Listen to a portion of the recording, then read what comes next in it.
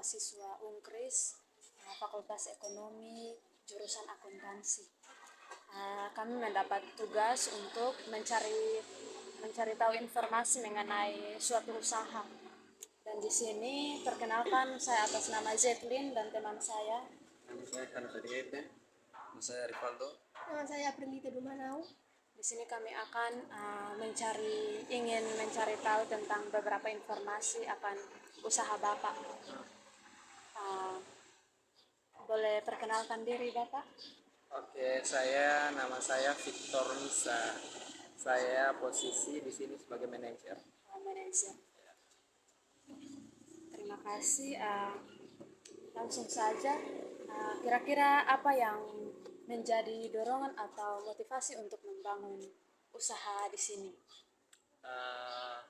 Yang pertama itu saya melihat dari sisi lokasi strategisnya. Lokasi karena posisi di sekitar sini tidak ada restoran. Sedangkan di sekitar sini memiliki beberapa tempat-tempat strategis di mana lokasi ini adalah lokasi yang dekat dengan Terminal Noel Baki. Itu yang pertama. Yang kedua, lokasi ini dekat dengan instansi-instansi pemerintah. Jadi di belakang sini ada balai pertanian peternakan, kemudian di atas ada kantor camat, kemudian di sekitar sini ini merupakan salah satu tempat di Kabupaten Kupang dengan sekolah yang paling banyak. Jadi kita mulai dari guru-guru dan juga jalur ini kita langsung berada di posisi jalur jalan nasional. Jadi membuat lokasi ini menjadi salah satu sentral untuk pengembangan bisnis. Terus kenapa Bapak harus membangun usaha kafe? Kenapa tidak yang lain saja begitu? Kenapa harus kafe? Sekarang begini, ini sebenarnya bukan hanya kafe, tapi ini kita kafe dan juga restoran. Kalau kafe itu lebih full ke minuman ya, tetapi restoran kita kayak seimbang antara kafe dan restoran. Jadi orang yang mau datang, kalau kafe kan biasanya lebih ke tempat nongkrong, tempat hangout gitu kan. Baik, Shalom. Perkenalkan, kami dari mahasiswa Unkris, Fakultas Ekonomi, jurusan akuntansi. Kami mendapat tugas untuk mencari tahu informasi mengenai suatu usaha. Dan di sini perkenalkan, saya atas nama Zetlin dan teman saya. Nama saya Kanafadiete. Nama saya Rivaldo. Nama saya Prilita Dumanau. Di sini kami akan ingin mencari tahu tentang beberapa informasi akan usaha Bapak. Boleh perkenalkan diri Bapak? Oke, nama saya Victor Nisa. Saya posisi di sini sebagai manajer. Manajer. Terima kasih. Langsung saja, kira-kira apa yang menjadi dorongan atau motivasi untuk membangun usaha di sini? Yang pertama itu saya melihat dari sisi lokasi strategisnya. Lokasi karena posisi di sekitar sini tidak ada restoran. Sedangkan di sekitar sini memiliki beberapa tempat-tempat strategis di mana lokasi ini adalah lokasi yang dekat dengan Terminal Noel Baki. Itu yang pertama. Yang kedua, lokasi ini dekat dengan instansi-instansi pemerintah. Jadi di belakang sini ada balai pertanian peternakan, kemudian di atas ada kantor camat, kemudian di sekitar sini ini merupakan salah satu tempat di Kabupaten Kupang dengan sekolah yang paling banyak. Jadi kita mulai dari guru-guru dan juga jalur ini kita langsung berada di posisi jalur jalan nasional. Jadi membuat lokasi ini menjadi salah satu sentral untuk pengembangan bisnis. Terus kenapa Bapak harus membangun usaha kafe? Kenapa tidak yang lain saja begitu? Kenapa harus kafe? Sekarang begini, ini sebenarnya bukan hanya kafe, tapi ini kita kafe dan juga restoran. Kalau kafe itu lebih full ke minuman ya, tetapi restoran kita kasih seimbang antara kafe dan restoran. Jadi orang yang mau datang, kalau kafe kan biasanya lebih ke tempat nongkrong, tempat hangout gitu kan. Tetapi pada intinya kenapa saya lebih memilih bisnis kafe atau bisnis restoran ini ketimbang bisnis yang lain, karena yang pertama itu kalau dalam dunia bisnis kita kenal dengan F&B. Jadi ini food and beverage. Nah, food and beverage ini sebenarnya punya peluang bisnis yang cukup besar.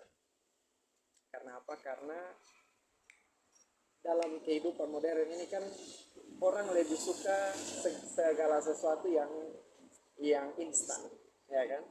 Jadi ketimbang pulang orang kerja kantor contohnya, pulang daripada mesti masak lagi, ya kan? Mesti kerja kantor dari pagi sampai sore, kapan ada waktu masak? Ya, lebih baik gitu. Oleh karena itu kita hadir di sini untuk itu. Tetapi di sisi lain, usaha yang di sini itu berbeda dengan kafe dan resto pada umumnya. Kenapa beda? Karena kita di sini bukan hanya menekankan produk food dan beverage-nya, tetapi pada pelayanan. Karena kita di sini menyediakan, contohnya kalau nanti masuk ke dalam ini ada banyak buku-buku. Jadi tempat yang dimana orang tidak hanya makan, tetapi dia datang, dia bisa enjoy waktunya, dia nongkrong, dia sambil baca buku. Jadi kita sediakan fasilitas wifi, ada tamannya juga di sini. Jadi betul-betul lu datang dan enjoy waktu di sini. Gitu. Terima kasih Pak. Kami juga ingin tahu kira-kira usaha ini dibangun sejak kapan?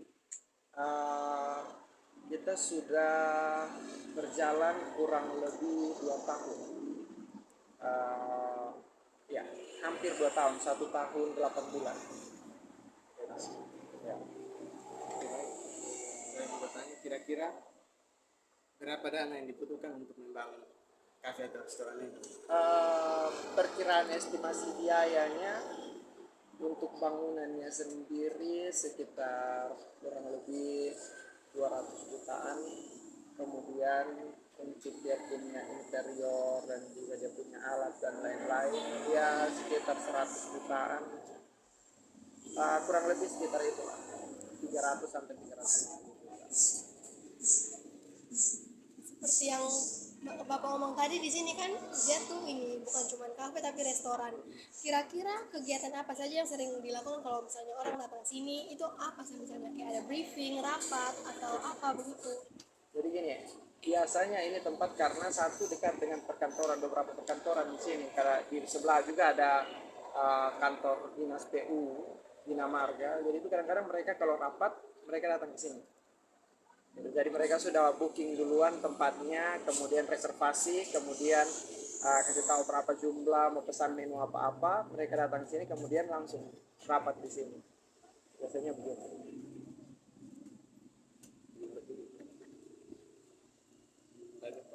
Kira-kira menu apa saja yang terdapat di kafe ini? Untuk menu itu secara garis besar kita punya menu daging sapi, daging ayam, seafood, dan juga sayuran, dan ada snack.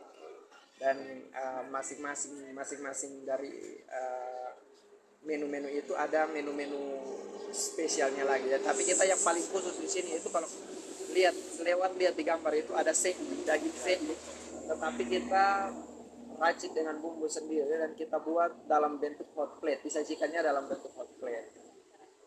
Itu yang paling banyak pesan itu. Kan tadi Bapak bilang ini usaha sudah hampir mau 2 tahun kan, 1 tahun 8 bulan. Kira-kira pasti kan tidak berjalan mulus, saya pasti ada tantangan. Itu tantangan apa saya Bapak lalui dalam?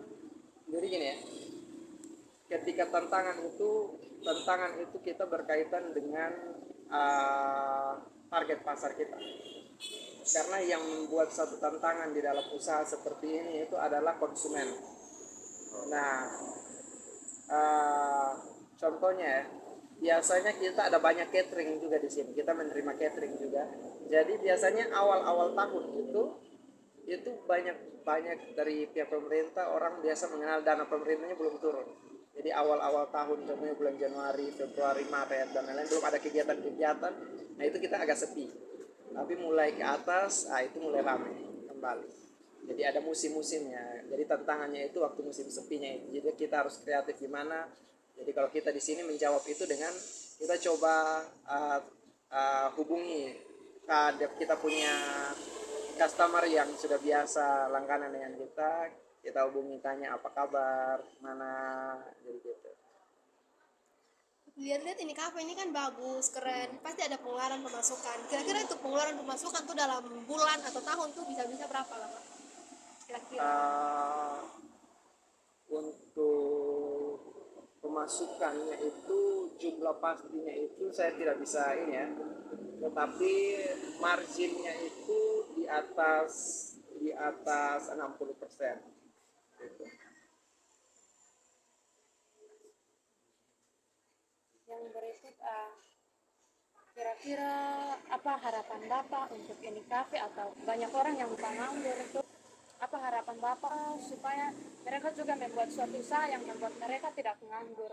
Jadi sebenarnya ini kafe ini itu terlepas dari ini merupakan suatu bisnis.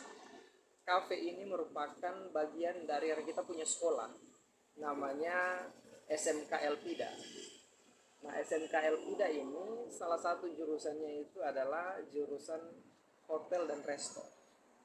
Nah, apa yang kita buat di kafe ini adalah kita training, kita punya anak-anak SMK agar punya jiwa entrepreneurship-nya itu, jiwa bisnisnya itu. Jadi mereka bisa tahu bahwa setelah kita lulus, kita punya otak itu bukan hanya berpikir PNS, tetapi yang ada kita punya otak adalah kita melihat peluang usaha. Dan juga selain kita melihat peluang usaha, kita sudah punya skill. Jadi anak-anak SMK ini kalau mereka kan kebanyakan sekolah ngajar hanya di sekolah kan? Tetapi kalau kita anak-anak ini di sini contohnya yang masak, yang pelayan, itu anak-anak SMK. Begitu. Hanya ada 1-2 orang saja yang sudah expert. Jadi mereka yang mengajar di sini langsung. Gitu.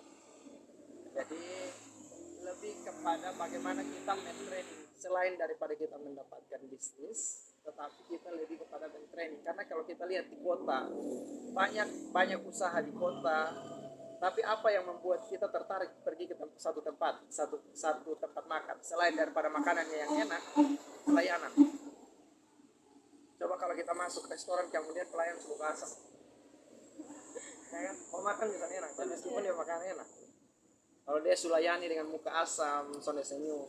Tapi kalau dia layani dengan senyum, dia ajak kita ngobrol, itu kan ya suasana lebih enak.